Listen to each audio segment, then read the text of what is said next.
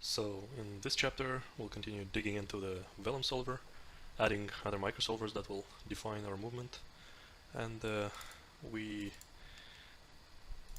were left at the subsolver. The last thing we did was transferring the attributes, the main attributes, the CD and CDR, which are controlling the activation of the legs and the attachment detachment of our tentacles. Arms, legs, tentacles, I mean, it's the same thing in this case. So we moved our attribute VOP from the subs to the DOPS inside this subsolver. Yeah, we have this FRC attribute as a debugging tool, so we can display it, see what happens with the forces. It will appear once it simulates at least one frame. So we'll be continuing here, working on the tentacle attachment to the ground. So let's see how we can do this. So we'll be creating a Vellum constraints microsolver, and I'll add a merge here. We can connect them in parallel or in series, but I prefer to use a merge for this. So they're gonna evaluate from left to right in parallel. So we're gonna name this Vellum attach CSTR, and we're gonna change to the creation of the constraints to each frame. We're gonna choose the oh yeah, I forgot something. We have to create a group. So yeah, we're going to use points where we'll use GRT tips attach as a group that will attach itself to our ground, and then we're going to change the type of constraints to attach to geometry. So we're not going to change any mass or thickness here. We'll leave primitives as a target group, and we'll go into this picker and choose the ground force, out ground force. So this is going to be our ground. The group, which is GRP tips attach, is going to attach to the ground once it's close enough, and I'm going to set the max distance here to 003. Once the tips they get close to this ground and the distance between them is lower than this, it's going to attach itself to the ground. And it's going to create permanent constraints depending on what you're doing afterwards with them. And for the stiffness, I'm going to really set the stiffness to like maximum that I can do here. Depending on the substeps of your simulation, it's either going to satisfy or not, but I think with the current settings this is really a lot, and I don't think this kind of stiffness will be satisfied with those substeps, which means that the real stiffness of those constraints is going to be lower than this. And for the damping ratio, we're going to set here 0.001, tenfold, and the rest scale to 0.3. I really want to have really tight constraints here, so the rest length scale is going to shrink the size of those constraints to 30% of its original size. So if the constraint is like 1 centimeter or like 1 meter, let's say, it's going to go to 30 centimeters or 0.3 centimeters respectively. So yeah, we're going to leave this everything like this, and for the output group I prefer to really explicitly set the name of the constraints. CSTR, that's attach. I really like to have everything neatly grouped and packed and cleaned and organized, because organizing your scenes, this is really critical, especially when you work in teams and you pass your stuff around to other people. Yeah, so we'll keep it really clean this time. So yeah, this is going to be the attachment constraint, so let's check if it works or not. We're going to evaluate a few frames. Let's play this back and see if it works.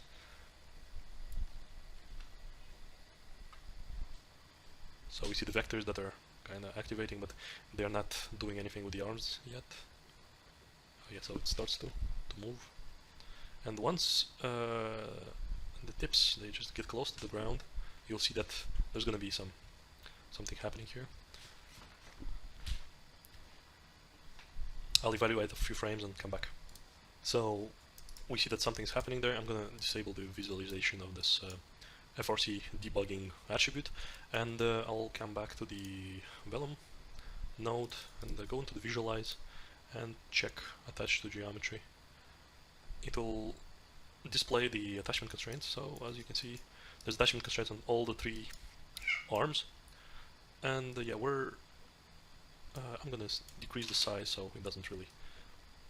So as you can see, they have a line between this is the primitive that defines the connection between the 2 points, the points that are found on the ground and the points that are on the creature.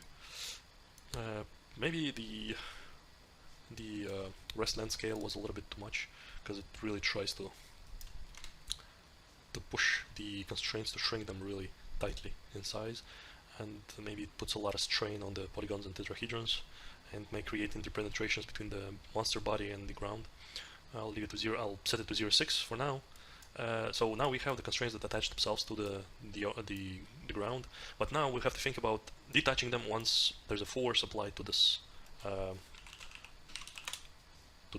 leg. So let's say the monster is like this, and you have one arm like this, and there's attachment constraints that are here attached to the ground. So basically the arm is attached to the ground, but once the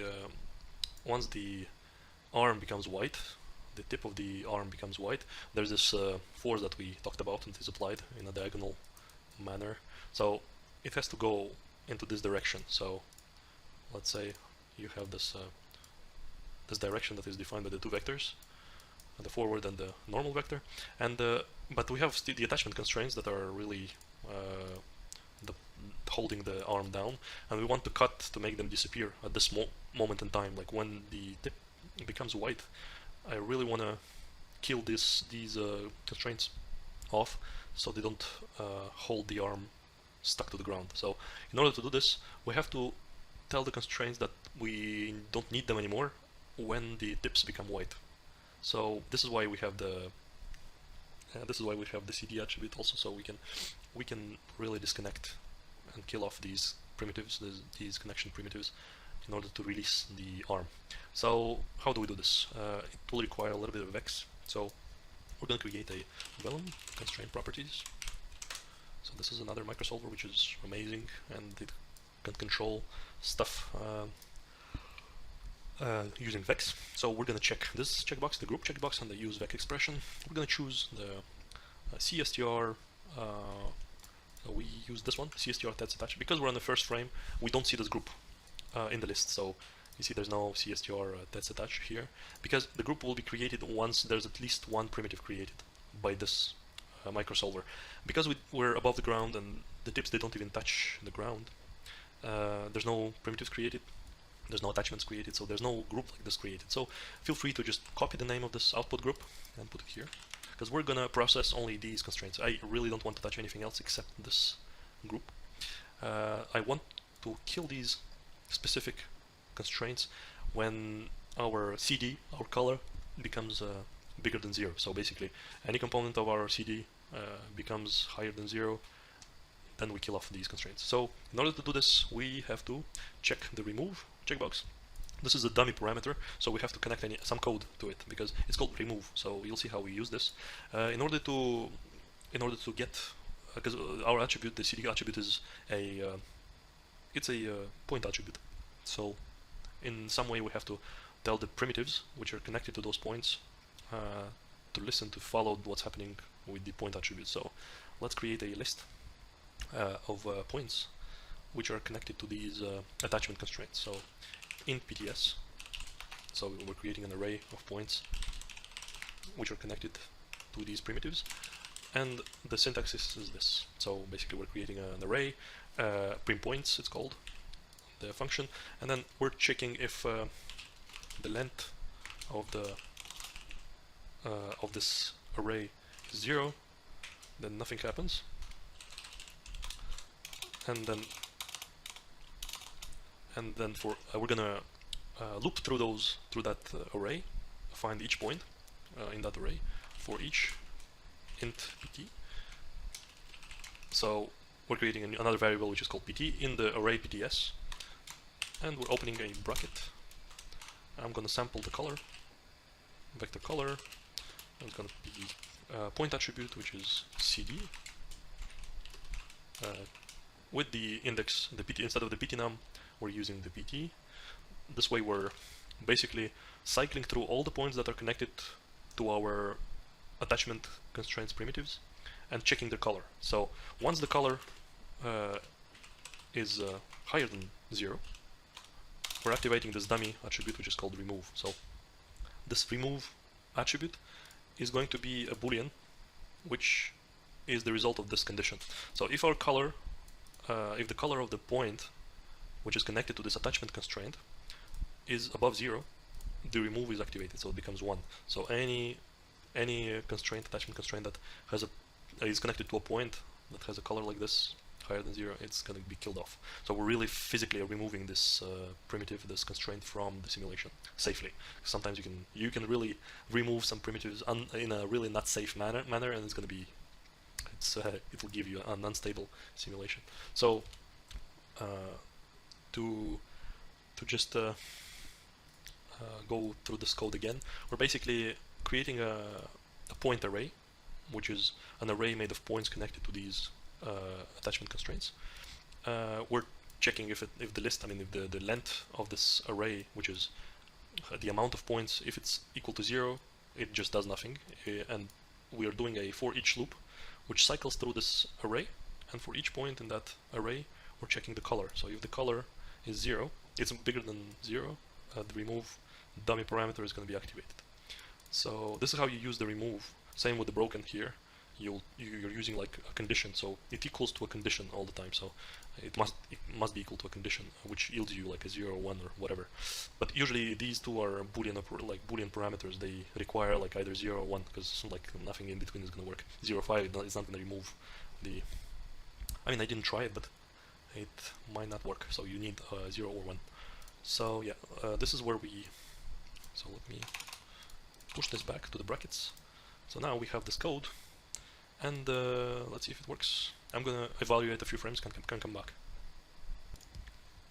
So if we scroll through, we'll see that we have the attachment constraint here, and if I go frame by frame here, once it turns white, you see that the tips are black here, and they stay still. But once this one turns white, as you can see, the constraints are removed. We're going to go into wireframe. You see there's a blue. Let me color them red, for example. So once the color turns white, they're gone. There's nothing here. Like the constraints are gone and the attachment is gone. So this is how you create and remove attachment constraints. So any kind of constraints, it doesn't matter. You do it safely through this Vellum constraint property. So we're going to rename this animate. Yeah, so now we have the attachment set, and we're going to work on the arms contraction.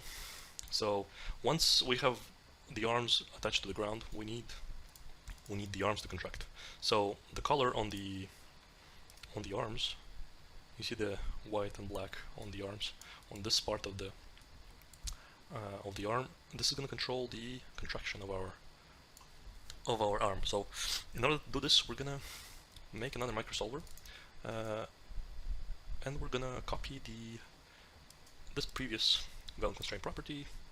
We're going to name it Vellum animate contract, and let's put it here.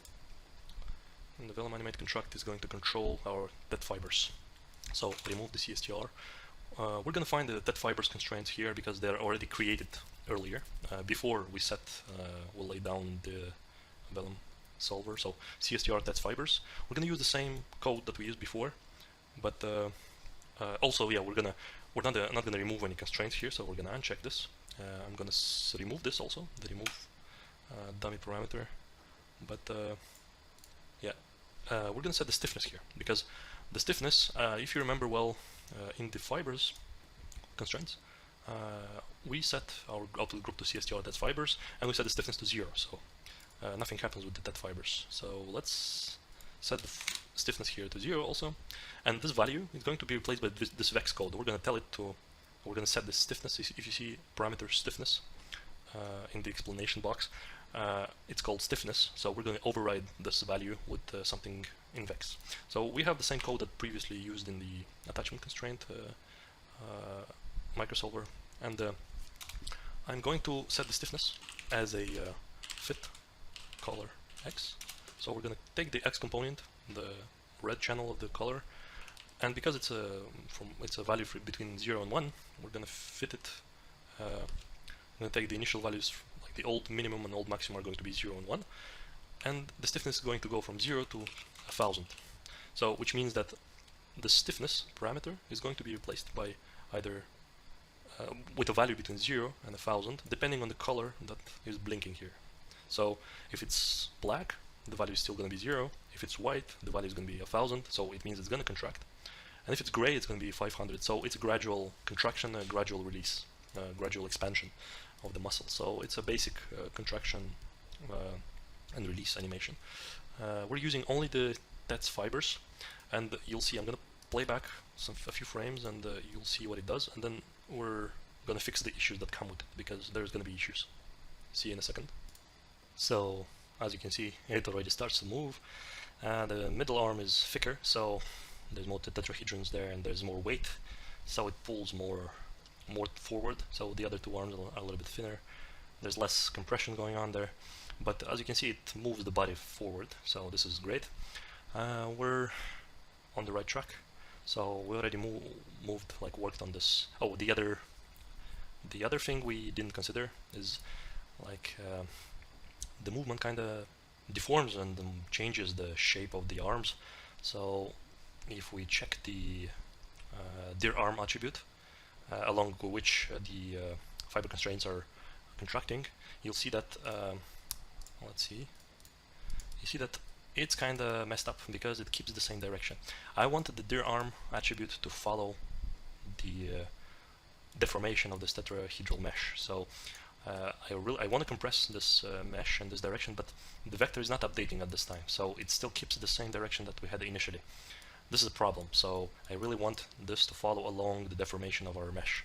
So in order to do this, I will be pasting a code. I'm not gonna retype it again, because it's quite a lot of code. So it's a code that I borrowed from some example files from SideFX, but I modified it just for my specific needs. We'll create a geometry wrangle where we're gonna paste this code, and you'll see what it does. Geometry wrangle. So this geometry wrangle, I'm gonna put it after the subsolver, and this is the order I prefer usually. Oh, I didn't connect it properly, so it goes into the merge. And now I'm gonna move this here in the middle. The geometry wrangle is going to contain quite a bit of code, so I'm going to paste the code. I mean, it's not a lot, but it's I'll explain what this code does, and then we're going to type the other two lines manually.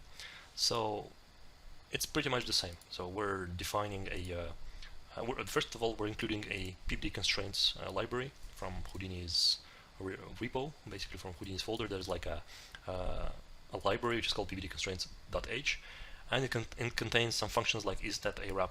So it's a check that does the checking for the type of constraints, which is as rigid as possible tetrahedral constraint.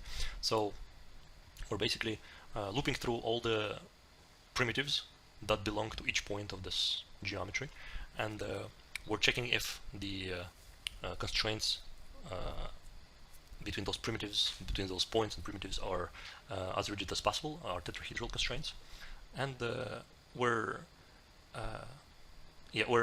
basically applying, because we initialize the value that's called tet here, which is a -1, which is basically shows that there's no, it's a primitive that doesn't exist.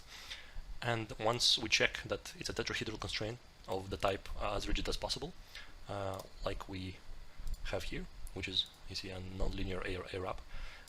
So once the condition is satisfied, we apply this primitive number to the tet variable. So now we're checking the if the tet is lower than 0, which is -1, it means it doesn't do anything. But if it does, it's going to continue with this code. So the code will be, we're going to read in our quaternion attribute, which is a orientation attribute for each tetrahedral primitive in the geometry. So let's write it down.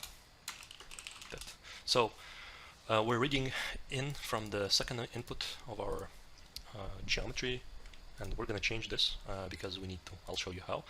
We're reading a quaternion attribute, which is called the rest vector, and instead of the primitive number, we're using the tet that we clearly checked in this whole for each loop, that it's a tetrahedral constraint of the type as rigid as possible. We're reading its rest vector, so we're going to use this rest vector in order to rotate our dir arm attribute and apply it to the material W. In the previous simulation that I've made the preview for, in this simulation, we have a default material W attribute that apparently is in the right direction, but we're going to modify it so it fits, so it follows our deformed dir arm attribute. So in order to do this, we're going back to our geometry wrangle, and also in the inputs, because you see we're basically initializing this from the first input, but the first input is nothing. There's nothing here. So we're going to type in a dop data in the second input here, and the dop data is going to be like this: object ID, constraint geometry. So basically, we're reading in a primitive attribute called rest vector.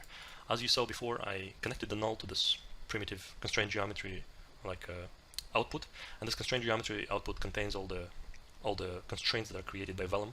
So this is why when you right click and go into the spreadsheet, you see a lot of these are all primitive attributes. And yeah, also you can see the type of the constraint is that arap here. So the first part of the code checks if it's this type of constraints. So in the, we have the rest vector. So this is what we're reading into the simulation directly. And also, yeah, we're going to create a v material W attribute, and it's going to be a q rotate quat v dir arm. So what we're doing here, we're rotating this vector. Like if you type q rotate, you rotate a vector by quaternion. We have a vector which is dir arm, which is the red one on the screen, and we're having the quaternion, which is the rest orientation of our tetrahedral tetrahedrons. So this is how we rotate this vector. We're rotating the dir arm by the quaternion that we pulled from the first input, which is a primitive attribute. Okay, so that's it. And also, yeah, I want to normalize this whole thing because I really don't want any magnitudes going crazy there. Oh yeah, so that's cool. So now this material W attribute is going to be read by the tet fiber, by the Vellum animate contract, and by the Vellum fibers. Because the Vellum fibers, this is what they use as a vector for for contracting the arms. So let's see if it works, because this is interesting. Once the monster is going to fold out, you'll see that the red attribute, like the red vector lines, will be deforming along the. Oh yeah, they will not be. Wait just a second, because we're not displaying the modified. The dir arm attribute is going to stay the same, but we're also going to display the material W. And we go here, press here, material W. We're going to color it. Going to be a vector trail. I'm going to color it as a green vector. Let's say this, and it's not created yet because we didn't evaluate anything. Oh yeah, so now it's created. Let's decrease this 0.3 for example. So yeah, now you'll see that the vector is going to appear, the material W, and you'll see that it moves compared to the red one.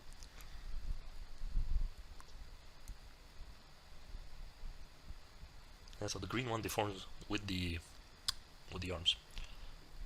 Once there's deformation in the mesh, the rest vector of the tetrahedrons is changing, so the rest vector will be rotating our dir arm attribute and writing it into the material W.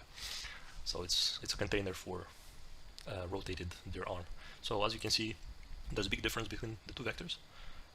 One doesn't move and the other one follows the deformations. I'm going to disable the red one, so we're not bothered visually by this. And as you can see, once there's deformation, it just follows deformation. The best example is this. Let's decrease the length of this vector. as you can see, there's deformation here, and it rotates along the arm. This is great. This is what we need. But keep in mind that this material W vector is going to be used only on this section of the arm, because we're only deforming, contracting the fiber constraints, which are applied only on the arms. So this is done. Let's name this align material W to rest vector. This is critical because we want this to work properly, independent of how twisted the arms are. So I want it to contract along the arms. So yeah, so we have the attachment constraints, their creation, their destruction. We have the contraction of the legs. We have the alignment of their arm along the rest vector, and which is written finally into the material W, which is an internal attribute used by Vellum. And yeah, we have the forces applied to our creature. Now let's think about the tail. As you remember, we created a tail group, which is a group I wanted to pin down to the ground so it slides. In order to do this, we're going to create another Vellum constraint node, and yeah, so let's call it Vellum attach tail. So this is going to be a permanent attribute, and I'm going to create it, let's say, in each frame, but I want it to be created after the frame 5 because yeah, I let it fall down properly on the ground, and then I'm going to create. I usually use this condition often when I do the initial setup of the monster. I just let it fall first, and then I create constraints after like frame 10, 15, depends. But here I'm going to set it to 5. It's going to be attached to geometry constraint, point attribute, a point group, and the tail ends. And we're going to attach it to the ground force. Also, we'll use a 001 distance threshold, so anything with a distance less than 001 to the ground is going to attach itself to the ground. And the sliding rate, this is the interesting part. So the sliding rate is a great parameter, and it can be controlled with any, like with Vellum constraint properties, with Vex, with anything you want, with attributes. And when it's set to 1, it means that the constraints are sliding freely along the surface. They do not detach, they just slide along. They're always there. So it's a great thing to make objects that are kind of sliding on slippery surfaces, and they're still holding onto it. But I'm going to set it to 0.5, which means there's going to be some friction there. The constraints will be created after the frame 5. There's going to be sliding, which is 50% sliding, 50% friction. It can be really scaled by attributes and anything else, anything you can think of. There's some really great examples of the sliding rate in the help file of Houdini. So yeah, you can check it out if you want. Just type in sliding rate, and you'll find the example files. So as for the stiffness, it's not going to be really stiff. It's going to be kind of a loose constraint. The stiffness defines how strong, how strongly the constraint resists to elongation or deformation. So if someone pulls the constraint really hard, how is it going to react? Is it going to be stretching, or is it going to be resisting a lot and not stretching at all, or just stretching slightly? So as for the other nodes, I'm really using a higher damping ratio than the default. 0.001 is not enough for me, so 0.01 is great. And we're going to write these constraints into a group, which is called CSTR tail attach. So we can identify this group if we need to, and this looks great. Let's see if it works. I'm going to disable the other nodes for now. Yeah, and let's check if it works. So yeah, let's wait for the frame 5 and see if the tail attaches. As you can see, we can really build a huge complicated system here with the microsolvers, and you can either use external attributes, internal attributes that you create here, or yeah, you can really make it big. But I prefer to work on one single element at a time, because yeah, you have to see if the data circulates properly. And yeah, Houdini is great at this. It's a really good system where data flows. It's like piping, and you have liquids in those pipes, and you have to follow if the water gets to where it's supposed to get. So as you can see, we have the attachment constraints of the tail. They're going to be sliding once the creature starts pulling into the desired direction. We're going to leave it as is and disable it.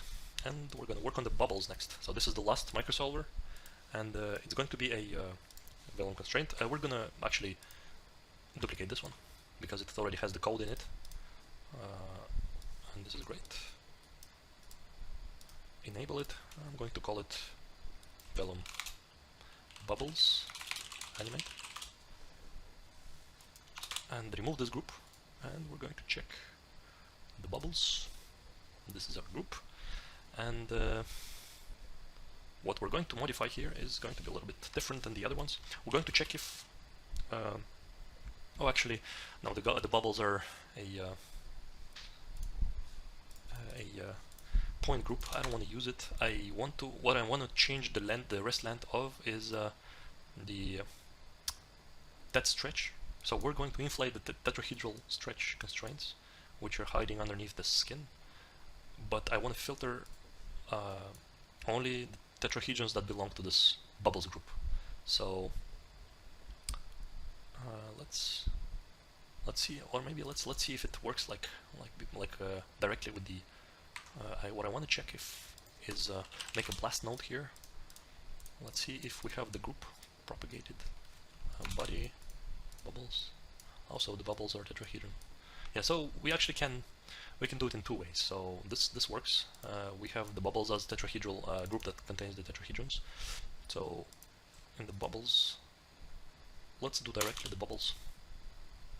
Bubbles, GRP bubbles, and see if it works, because I'm not sure it's going to work. But yeah, I'm going to remove this, and we'll come back if it's. So we're reading in the color again. As you can see, when we read from the first input, it's always reading the geometry and not the constraints. So it's reading the geometry. We're actually reading point attributes from the geometry of the object. So this string here is like in the geometry wrangle we did before. Here I put constraint geometry because we're reading in the constraint geometry and not the geometry itself. We're reading the constraints. But here we're reading the geometry. So there's two contexts. Either it's geometry or constraint geometry. It's the live geometry or the live constraints from the simulation. So yeah, we're basically, we're gonna uncheck the remove because we want to change the rest scale, and we're gonna leave it at 1 and read in the color. So same as for the other attributes, same as for the other vellum constraint properties. We're going to read in our color. So we read in the color from the points, and we're going to remap it and apply it to the rest scale. So whenever you want to override any of these values, you just point your cursor onto the property you want to change, and you see that the parameter is named rest scale. So we type in rest scale, and we fit the color X. The initial values are 0 to 1, and the output values will be 1 to 4. So this is just for your. Let's make a channel here, max inflate. Press this button, and it's going to create a max inflate. But let's set it to 4. So what it's going to do, anytime a bubble changes color, its value, or the value of the color of the X component of the color, which is red channel, is going to be mapped to 1, between 1 and 4, because like if it's 0, if it's black, the rest scale doesn't change. If it's white, the max inflation will be 4. So this is what the rest length scale does. It just scales the rest lengths of your constraints. So compared to the rest length parameter, which is above, the first one, this one just defines explicitly what rest length you want to have at the end. So it's also measured in real world values, real world scale, centimeters, millimeters. So if you want to change this value, you can do it explicitly. So now let's check if it works. I'll also let's check it first, and then we'll see if it.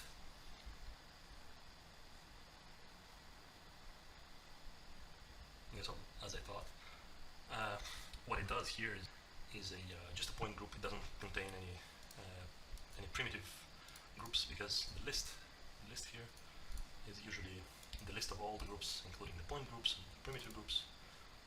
So let's reset this, and then we go back and we see all the groups. This includes primitive groups that we created when we did all these well constrained properties nodes. So instead of this, we're gonna target the test stretch group, which contains all the tetrahedral constraints in the object. And we're gonna make a small condition here. If endpoint group on GRP bubbles, so if the tetrahedral constraints are related in any way to the group bubbles, we're going to calculate this vector, which is reading in the color of the, so another set of brackets, and now it should work. Let's see. You'll see a sudden inflation of some of those bubbles. Yeah, so they inflate